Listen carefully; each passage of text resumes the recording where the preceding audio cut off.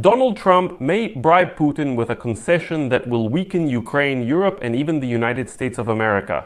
Trump's obsession with deals and his recent intensified desire to make peace in Ukraine could result in a scenario that is very bad for everyone. This discouraging information was published today by the publication, citing European officials. And the whole point is that Trump has decided to allow Putin to sell oil and gas to Europe after all, and is even ready to force Europeans to buy Russian energy resources again. But strangely enough, this will primarily hit the United States of America, which, on the contrary, has only been increasing its own gas and oil supplies to that very Europe in recent years. I'm Alexei Pechi, it's July 31st, let's work through this topic and organize everything. But before we start, I ask you to subscribe to this channel, give it a like, leave any comment you want, and be sure to subscribe to my Telegram channel, Pechi News. The link is in this video's description.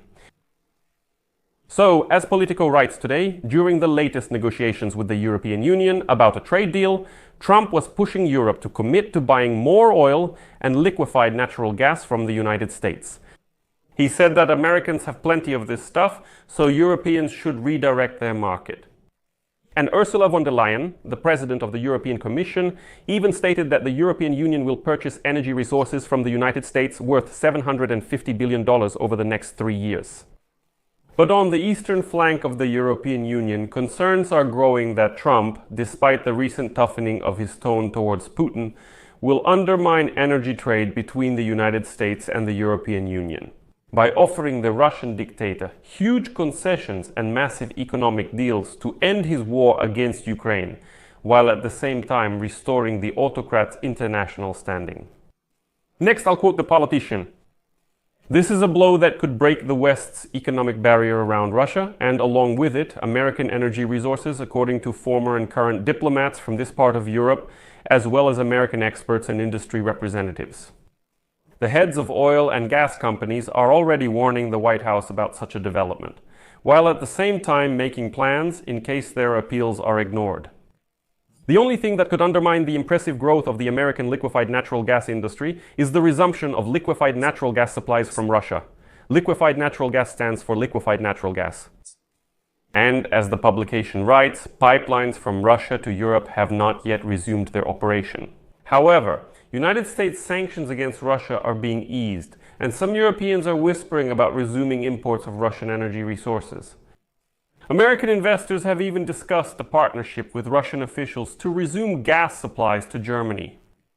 And, as experts assure, Russian gas will always have a price advantage, considering the additional costs of American liquefied natural gas. Because there, the gas needs to be compressed into a liquid, loaded onto a ship, transported across the Atlantic, and then regasified for use on the European continent. But countries like Lithuania have always been willing to pay more for energy resources from the United States because of their history. Because they were among the first to witness the actions of the Russian savages when they illegally annexed Ukrainian Crimea in 2014. At the same time, Poland also desperately wanted to break free from Russia's control over energy resources long before 2022. As a result, back in 2014, after Russia started the war against Ukraine, the United States took advantage of the moment and launched an initiative to develop liquefied natural gas. That is, the United States produces and Europe buys. In 2016, the first batch of American liquefied natural gas was sent to Europe from the Sabine Pass terminal of Cheniere Energy in Louisiana. And then everything went smoothly. By 2023, the United States, starting from zero, became the world's largest gas exporter. Throughout Russia's war against Ukraine, the United States significantly increased gas supplies to Europe and other regions. Successive American administrations put pressure on European Union countries, demanding that they increase the capacity of their ports to receive more and more American gas. European governments saw this as an offer they couldn't refuse. Why? Because the Americans pay for all the infrastructure, and the Europeans basically just receive the gas. According to the analytical center Ember, since 2015, liquefied natural gas imports to Central and Eastern European countries from the United States have increased 12-fold. Over the next 5 years, the capacity of terminals in Europe will double, and there is talk of further increases. Russia has been actively pushed out of Europe. And here I'll quote a politician. After the eastern flank of the European Union opened its doors to American gas, Russia's full-scale invasion of Ukraine united the continent in an energy embrace with the United States.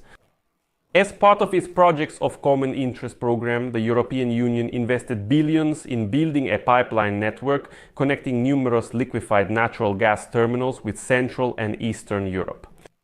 Last weekend, when Trump met with European Commission President Ursula von der Leyen to finalize a trade agreement, the number one priority for the American leader was to convince Europe to stop buying Russian energy resources and instead buy them from the United States. And they agreed. This is simply a fundamental change, and it's a commitment to buy from America. The European Union agreed to purchase gas from the United States worth $750 billion over 3 years. However, according to experts, these figures are exaggerated.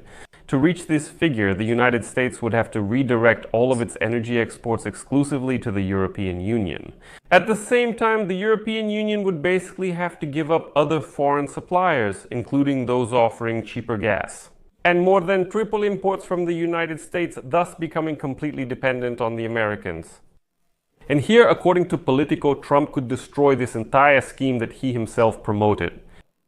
Sources in the White House, including Energy Secretary Wright, stated that a peace agreement with Putin allowing Russian gas supplies to Europe would nullify the recent United States successes in the liquefied natural gas sector. They say Trump wants to offer Putin the return of Russian gas to the European market as a concession. Like, if needed, I'll put pressure on the Europeans and they'll agree to buy it again. Here's another quote for the politician. This would mean that the Trump administration is forcing Russian gas on the Europeans. The Europeans are saying a firm no. They're proud of what they've achieved over the past 3 years by refusing Russian gas. And from Brussels, there's a signal that the reboot of the Russian energy system is doomed to fail. The European Commission has also proposed to gradually phase out Russian gas by 2028, although Slovakia and Hungary, which are friendly to Moscow, are slowing down the region's implementation of this plan. The Baltic countries, Latvia, Lithuania and Estonia, as well as Poland and the Nordic countries, are the most determined in opposing Russian gas. But some in Europe fear that Donald Trump's tendency towards spectacle and exaggeration will lead him to a peace agreement with Russia, which would weaken Ukraine and undermine United States exports.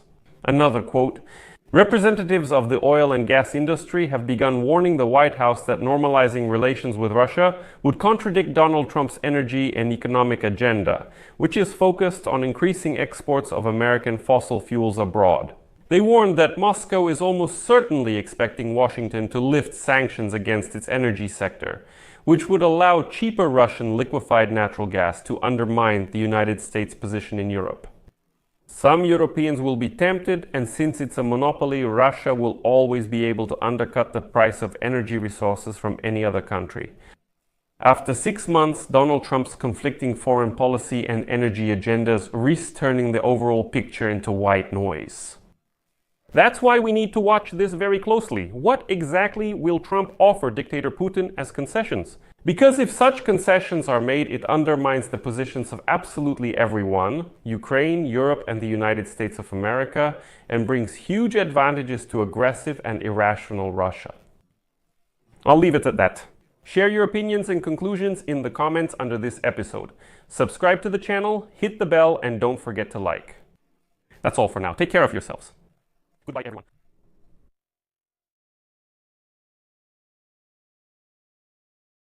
Subtitles created by